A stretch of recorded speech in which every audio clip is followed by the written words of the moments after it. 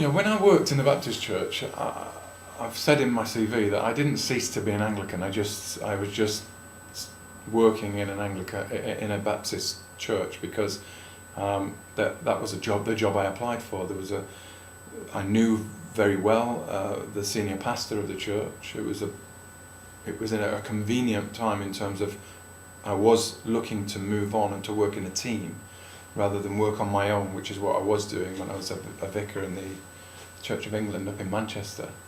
And I was excited about the opportunity to work in a fairly big church on the south coast of England. And the fact that it was a Baptist church didn't really concern me too much, because I think theologically I knew that I had things in common with the leadership there, and certainly with the senior pastor, Gordon, who was a very close friend of mine.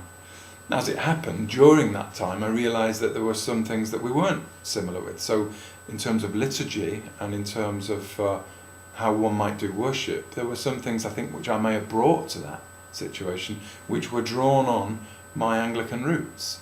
So that was my contribution, if you like, and I think that in some respects that was a welcome contribution, because it brought a sense of newness to some of the worship, and that certainly in the way that we would take communion, for example, and how often or how frequent that would be, the use of liturgy and those kind of things. But I also gained from them a great opportunity to sense the importance of freedom and spontaneity within worship, and the opportunity to move beyond the boundaries that we kind of often set around ourselves, that we draw these boundaries around how we should do things.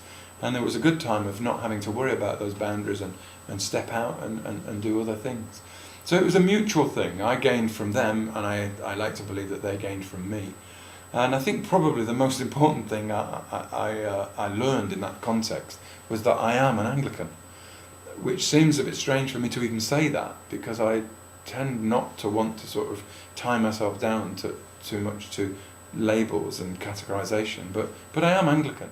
I appreciate being part of the Anglican communion and all that has to offer, for faults and warts and all. It's important to me that I can function in that context, which is why I came back into the Anglican identity, if you like, when I came and worked as the chaplain of Chichester University, and why I'm keen to continue in that identity in coming out to Brisbane.